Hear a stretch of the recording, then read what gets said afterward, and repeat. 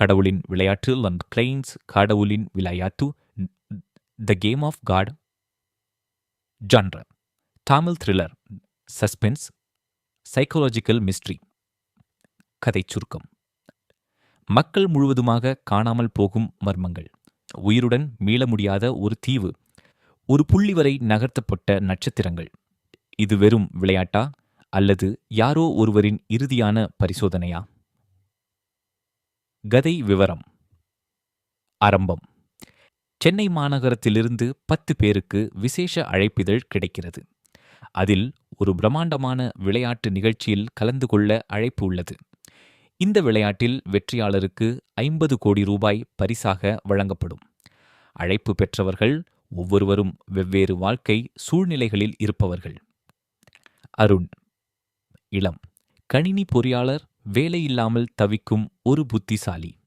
திவ்யா குற்றவியல் வழக்கறிஞர், கடைசியாக ஒரு கொலை வழக்கை தோல்வியடைய வைத்த பெண். அசோக் மாஜி போலீஸ் அதிகாரி, ஏதோ மறைக்க முயற்சி செய்யும் நபர். ரம்யா புகழ்பெற்ற யூடியூபர், நிஜ வாழ்க்கையில் தனிமையில் வாழும் ஒருவர். கமலா அம்மாள் 65 வயது முதியவள், ஆனால் கண்களில் ஒருவிதமான தைரியம். மணிகண்டன் ஒரு சாதாரண டாக்ஸி டிரைவர், ஆனால் மனதில் பல இரகசியங்கள். வசீம் தொழிலதிபர், பணத்திற்காக எதையும் செய்யக்கூடியவன். அஜய் அண்ட் அனிதா ஜாஸ்டர்ஹெல்டஸ்ட், ஆனால் ஒரு மர்மம் அவர்களை சுற்றி உலாவுகிறது. கிரிஷ் பிளேபாய் இமேஜ் கொண்ட வசதியான இளைஞன். முதலாம் நிலை தீவின் மர்மம். அனைவரும் ஒரு தனியார் ஹெலிகாப்டரில் அழைக்கப்படுகிறார்கள்.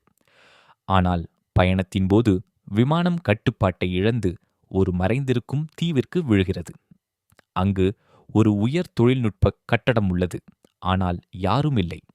ஒரு பெரிய திரையில் ஒரு உருவம் தோன்றுகிறது. கடவுள் என்று தன்னை அறிமுகப்படுத்தும் ஒரு மர்மமான ஒலி. இந்த விளையாட்டில் வெற்றி பெற நீங்கள் உங்கள் குற்றங்களை ஒப்புக்கொண்டு பிழைக்க வேண்டும். மொத்தம் 9 நிலைகள். ஒவ்வொரு நிலைக்கும் ஒரு உயிர் நீக்கப்படும். கடைசி வரை யார் இருக்கிறார்களோ அவர்களுக்கே பரிசு. அவர்களுள் பலர் இது வெறும் ஒரு விளையாட்டு நிகழ்ச்சி என்று நினைத்தனர். ஆனால் முதல் இரவு அஜய் பலனான மர்மமான முறையில் காணாமல் போகிறான். அடுத்த நாள் அவனது உடல் ஒரு மரத்தில் தொங்குகிறது, கழுத்து அறுபட்ட நிலையில். பயங்கரமான விளையாட்டுத் தொடக்கம். ஒருவரின் மரணத்திற்குப் பிறகு அனைவரும் பயத்தில் உறைந்து விடுகிறார்கள். ஆனால் இதுவும் ஒரு திட்டமா? குற்ற உணர்வுகளால் அவர்கள் துன்பப்பட வேண்டுமா? அவர்களுக்கு ஏன் இந்த அழைப்பு வந்தது? தீர்மானிக்கின்றனர். ஒவ்வொருவரும் ஏதோ ஒரு குற்றத்தில் தொடர்புடையவர்கள். ஆனால் யார் இந்த விளையாட்டை ஏற்பாடு செய்தது? உண்மையில் கடவுள் யார்? திவ்யா கடந்த ஒரு வழக்கில் உண்மை பேசாமல் செய்தவளா? அசோக் ஒரு மறைக்கப்பட்ட கொலை வழக்கில் உள்ளாரா? வசீம் பணத்திற்காக ஏதோ மோசடி செய்துவிட்டானா? மணிகண்டன் யாரோ ஒருவரை பார்த்துவிட்டு இருக்கிறானா? கடைசி நிலை உண்மை வெளிச்சம் பார்க்கிறது. ஒருவருக்கு பிறகு ஒருவர் கொல்லப்பட கடைசியில் அருண், திவ்யா மற்றும் ரம்யாபல் மட்டுமே பிழைப்பார்கள். அவர்கள் உண்மையை தேடுகிறார்கள். அருகிலேயே ஒரு புகைப்படம். அதில் யாரோ ஒருவரின் முகம் அழிக்கப்பட்டுள்ளது. அந்த முகம் யாருடையது? இது வெறும் பழிவாங்கலா?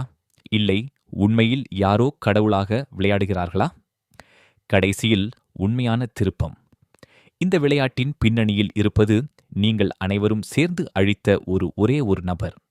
அவனது மரணம் ஒரு விபத்தாக இல்லை, நீங்கள் அனைவரும் காரணம். ஆக கடைசியாக அவர்கள் நிம்மதியாக பிழைக்க முடியுமா? அல்லது இறுதியாக எவரேனும் இந்த கடவுளின் விளையாட்டு முடிக்கப் போகிறாரா? கதை முடிவு, அனுபவம் அல்லது அழிவு. இது வெறும் விளையாட்டு அல்ல, இது ஒரு தீர்ப்பு. யார் உண்மையில் பிழைத்துப் போகிறார்கள்? இறுதியில் யார்தான் உண்மையான கடவுள் என்பதை கண்டுபிடிக்க ஒவ்வொரு அத்தியாயமும் ஒரு பரபரப்பாகும். இந்த கதையை முழுமையாக விரிவாக்க வேண்டுமா? அல்லது மற்றொரு திருப்பம் சேர்க்கலாமா? சொல்லுங்கள்.